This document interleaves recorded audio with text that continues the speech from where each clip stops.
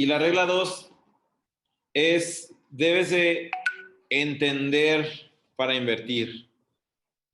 Es decir, debes entender cómo hace dinero la inversión que vas a hacer y debes entender sobre la industria. Y hay una línea muy delgada entre volverte un experto y entender el negocio que vas a invertir, ¿verdad? Por ejemplo, no necesariamente, ¿sí? No necesariamente si vas a invertir en una preventa inmobiliaria, llamémosle un departamento, ¿sí? Pues no tienes que saber exactamente en cuánto realmente, por ejemplo, tiene que valer el terreno, qué permisos tendría que sacarse para construirse,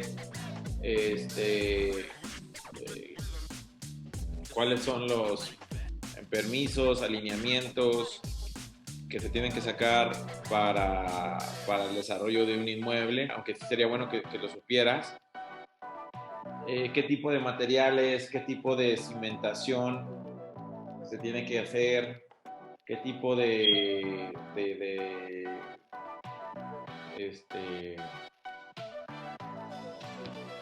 sí, o sea, no tendrías que volverte un experto en el tema de la obra, sino más bien entender los números, por ejemplo.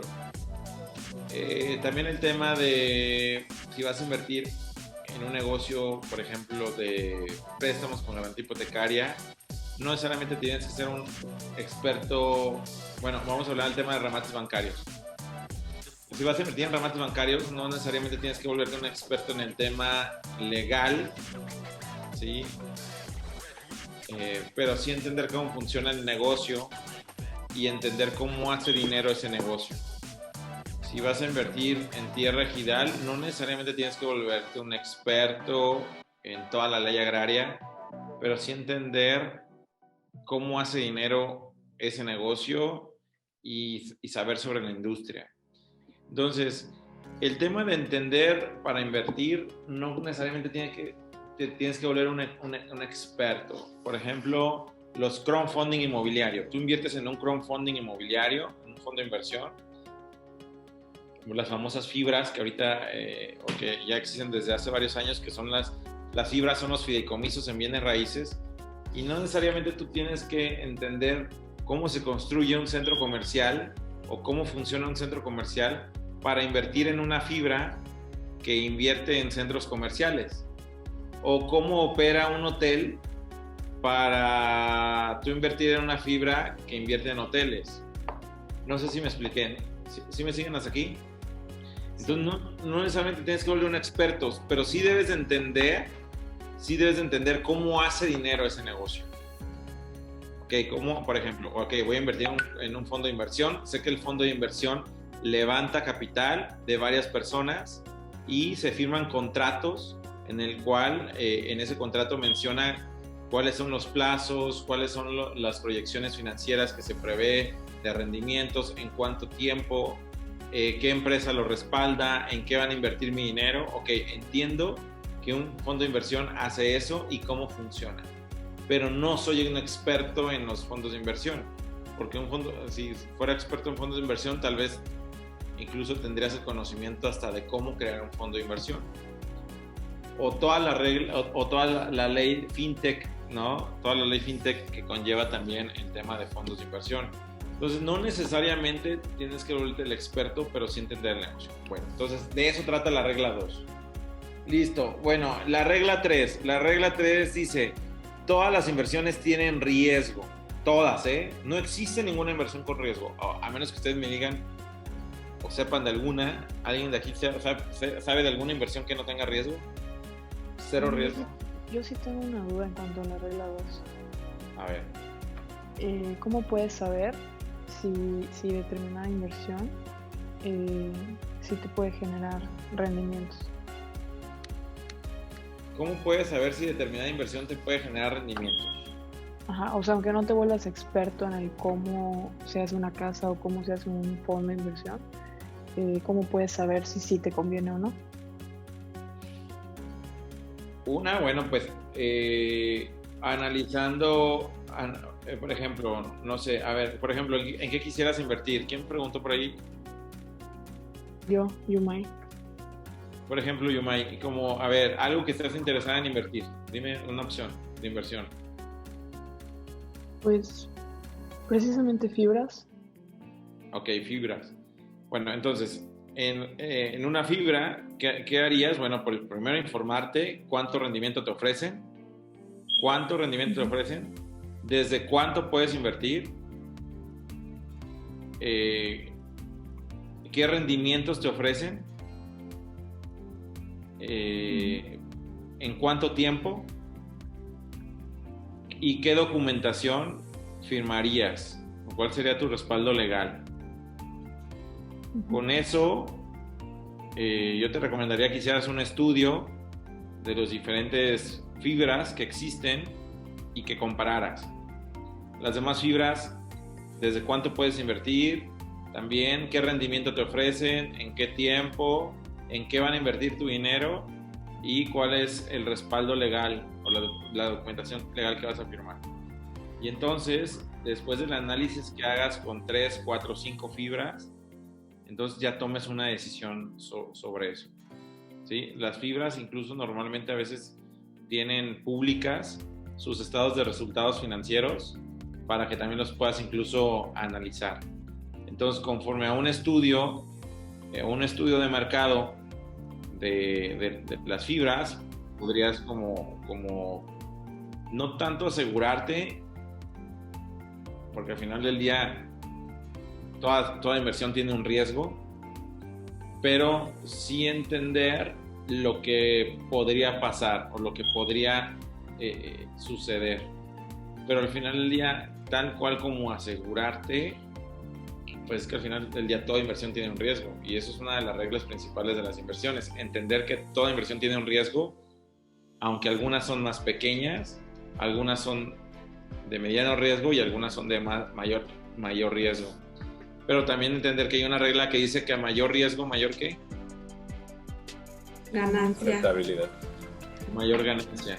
Entonces, entre mayor riesgo tenga esa inversión, vas a tener mayor ganancia. ¿Por qué? Porque al final del día el premio es el premio. ¿Sí? Hablábamos de los ejidos. Los ejidos sí, ciertamente tienen más riesgos, sí. Pero el modelo de inversión que yo hasta hoy, que yo he probado y que he vivido varios, que más dinero deja. ¿Por qué? Porque sí, ciertamente tiene riesgo. Sí, ciertamente tiene riesgo, pero también el riesgo depende de qué. Pues de con quién lo haces, dónde lo haces, qué tanto conocimiento tienes del tema, etcétera, ¿no? Entonces, esa sería una forma de hacerlo, Yumai, es haciendo una investigación sobre lo que vas a invertir, con quién vas a invertir, cómo vas a invertir, qué documentación legal vas a firmar. Ok, muchas gracias. Si me permites, Juan Carlos. ¿Sí? Sí. Agregando, abonando a lo que acabas de comentar. Así es. Cuando yo estoy enfermo o tengo algunos síntomas, voy al médico. Ajá. Cuando tengo algún tema pues de riesgo, ¿no? Por ejemplo, no sé, si estuviera en una situación que atentara contra mi libertad o cuestiones de esas, pues acudiría con un abogado, ¿no? Así es. Entonces, en el tema de las inversiones es lo mismo, ¿no? Y ahí un poco lo que preguntaba Yumai. En el tema de las inversiones, Yumai, yo te recomendaría humildemente que te acercaras con un asesor financiero, ¿no? Porque el asesor financiero y sobre todo los asesores financieros están certificados, pues te pueden, así como un médico o un abogado, te pueden hacer lo que tú necesitas, que es un due diligence de tus inversiones, ponerte en conocimiento de ese riesgo. Ahora, el riesgo es cierto, a mayor riesgo, mayor rentabilidad, y a menor riesgo, pues menor rentabilidad. Sin embargo, el riesgo se gestiona. Y el asesor financiero, que es profesional y que regularmente son quienes están certificados, se dedican precisamente a eso, a la gestión del riesgo. Entonces, para invertir en fibras, por ejemplo, bueno, las fibras yo las analizo de dos maneras. Considero que es así por la naturaleza de estos fideicomisos de inversión en bienes raíces. El análisis fundamental, que tiene que ver también con los estados financieros que comentaba Juan Carlos. Entonces, en primer lugar, hacer un análisis fundamental para ver el performance del portafolio de cada fibra, porque la cotización de las fibras en Bolsa Mexicana de Valores pues viene del performance, es decir, pues del rendimiento que genera, ¿no? del flujo que genera el arrendamiento del portafolio de una fibra. Y en segundo, pues también una fibra al cotizar en bolsa pues es bursátil. Entonces, para las inversiones bursátiles se hace un análisis técnico, porque al ser bursátil, bueno, tienen las emisoras de esas fibras la capacidad de emitir los certificados bursátiles de participación fiduciaria, ¿no? Entonces, estos no siempre están en correspondencia con el performance del portafolio de la fibra. Entonces, el análisis técnico confirma mucho de lo que uno analiza en el análisis fundamental, ¿no? Que tiene que ver con lo que comenta un poco Juan Carlos, con el portafolio, si es comercial, si es habitacional, si son escuelas, si es educación, si es turismo. Y dependiendo del sector, pues también hay que analizar el riesgo del sector. Por ejemplo, con esto de la pandemia del COVID, las únicas fibras que no sufrieron y que al contrario han mantenido rentabilidad, pues han sido las industriales, ¿no? Sin embargo, por ejemplo, el tema de las escuelas, el tema habitacional, pues han sido, el turístico, han sido de los más golpeados, porque pues, obviamente impacta de manera directa en el performance de los portafolios. Entonces, te recomiendo pues que busques un asesor financiero y que ese riesgo pues también lo gestiones y que pues obviamente tú también, lo que ya comentó Juan Carlos, pues que también todos nos enteremos de las situaciones, ¿no? Pues informarse, buscar información, buscar asesoría para después tener un criterio nutrido y tomar la mejor decisión. Y el tema de a mayor riesgo o mayor rentabilidad, pues, o sea, tienes que gestionar el riesgo, o sea, no porque implica el mayor riesgo va a ser la inversión más rentable, puede ser la inversión que te lleve a la quiebra. Entonces, si no gestionas el riesgo, pues puedes literal perder la inversión. Entonces, también en la flexibilización de los modelos de negocio, pues esa regla está cambiando un poquito, ¿eh? O sea, antes era lo que se creía siempre, ¿no? A mayor riesgo, mayor rentabilidad. Sin embargo, los modelos de negocio han cambiado, están cambiando y hay inversiones con el riesgo muy bien gestionado, con el riesgo bastante mitigado y que son altamente rentables. Hablamos 60%, 70% anuales. Ok, muy bien, excelente. Muchas gracias. Gracias. Muy bien. Bueno, entonces el tema de la regla 3 es ese, ¿no? Siempre hay un riesgo, siempre existe un riesgo, siempre lo hay. Algunos son más pequeños, algunos son más grandes, pero siempre existe el riesgo. Y yo les preguntaba, si ustedes conocen algún tipo de inversión que no conlleve ningún riesgo, pues igual aquí es un lugar que lo pueden compartir, ¿verdad? Pero al final del día tenemos riesgo, existe un riesgo. Bueno, ¿tienen alguna duda de la regla 3? Si no, para pasar a la regla 4, aunque aquí hay algo que me gusta mucho, me gustaría leérselos porque me gusta mucho, y dice, la inversión es un juego de adultos, ¿sí? La inversión es un juego de adultos, y el juego de las inversiones es un juego de adultos, o mejor dicho, de actitud adulta. ¿Por qué? Porque siempre habrá ganadores y perdedores, siempre. De hecho, en esta etapa que vivimos de pandemia, hubo muchos ganadores y hubo muchos perdedores. ¿Sí? Gente que perdió mucho dinero, pero también gente que ganó muchísimo dinero. Dice, un adulto se hace responsable de sus decisiones de tal forma que cuando gana se beneficia y cuando pierde lo asume. Yo, por ejemplo, también he tenido inversiones que no me ha ido bien, que incluso en algunas he perdido dinero, pero he aprendido mucho, me ha dado muchísima experiencia y pues lo asumes, pero también algo que he entendido es que siempre debes de diversificar y debes de invertir lo que estés dispuesto a perder. Ojo con eso, porque eso es clave. Debes de invertir lo que también estés dispuesto a perder.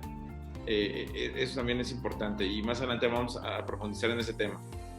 Y dice, un niño no se quiere hacer responsable de sus decisiones de tal forma que cuando gana se va al país de las maravillas y cuando pierde no acepta la pérdida. Si no puedes jugar el juego de las inversiones como adulto, mejor no lo juegues. Es decir, no juegues lo que no estés dispuesto a perder. Ojo con eso, también. Ojo con eso. Y más dependiendo el tipo de nivel o de riesgo que quieras jugar. Y ahorita lo vamos a ver con una tabla, más adelante, con una tabla de los porcentajes de riqueza. ¿A qué porcentajes de inversión necesitarías aspirar si realmente quieres generar riqueza en este negocio? ¿Vale? Bueno, listo. Entonces, si no hay una duda de la regla 3, nos vamos a la regla 4. ¿Alguien tiene alguna duda de la regla 3? ¿Algún comentario? No, todo claro, gracias.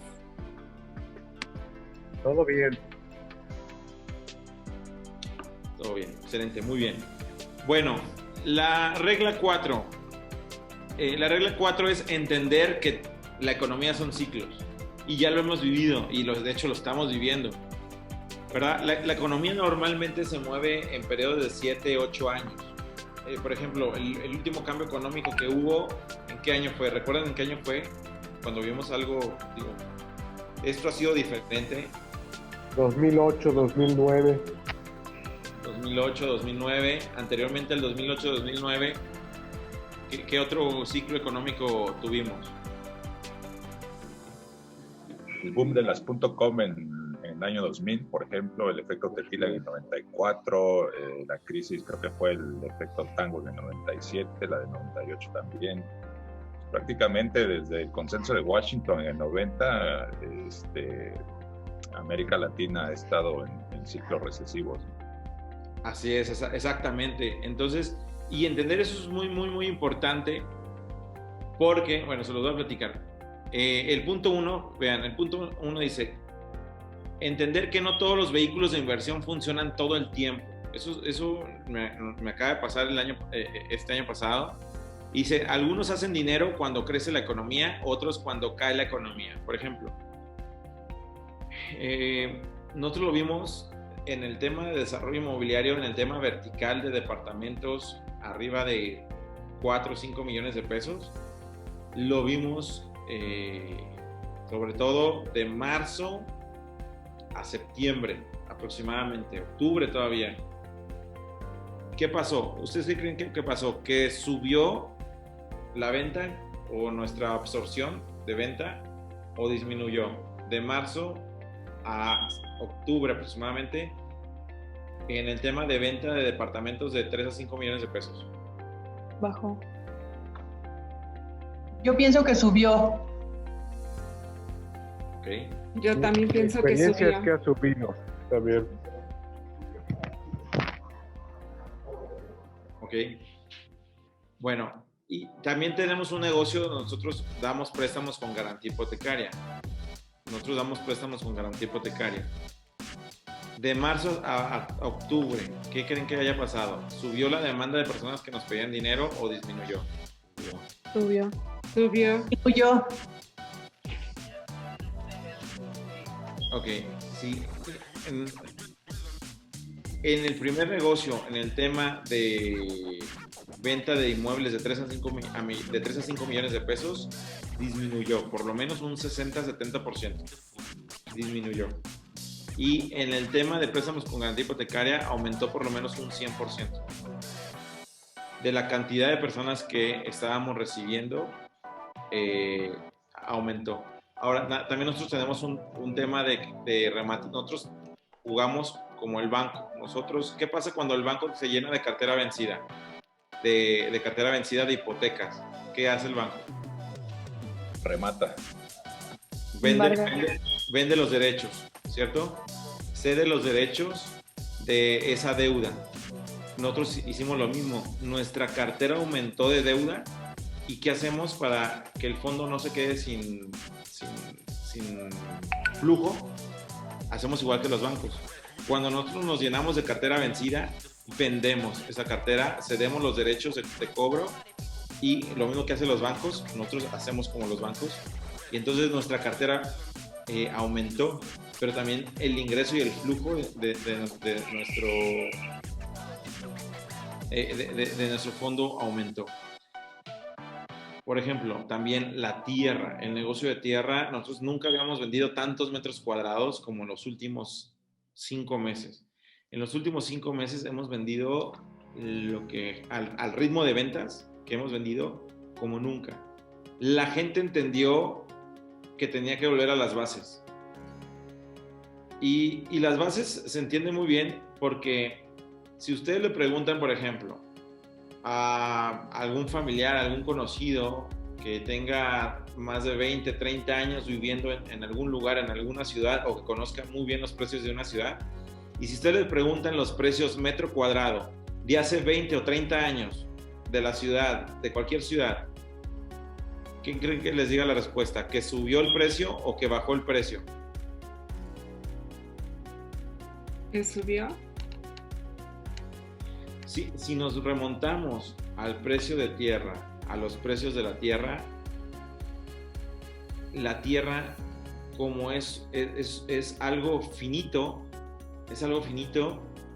va creciendo durante el tiempo. La tierra siempre tiende a crecer.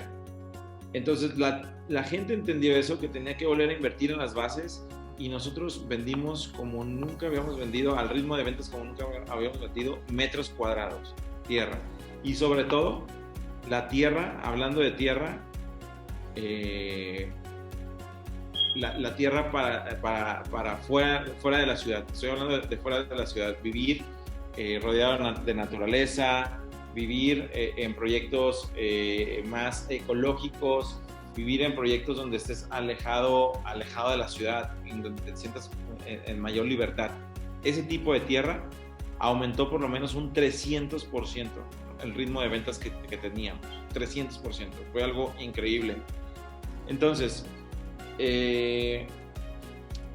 entender que en el modelo de negocios de bienes raíces, en todos los vehículos que existen, algunos bajan. ¿Sí? Por ejemplo, ¿qué pasó con el tema de renta de oficinas o de venta de oficinas? ¿Qué pasó con el tema de renta de oficinas, venta de oficinas, renta de espacios comerciales y venta de espacios comerciales? ¿Qué pasó? ¿Disminuyó o aumentó? No, disminuyó por el home office. Ok, entonces debemos entender que no todos los vehículos de inversión funcionan todo el tiempo.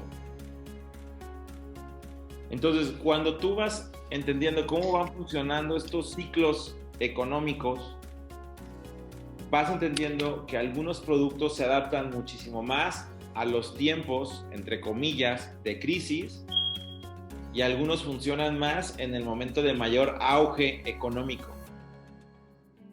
No sé qué opinan de esto. Totalmente de acuerdo, Juan Carlos. De hecho,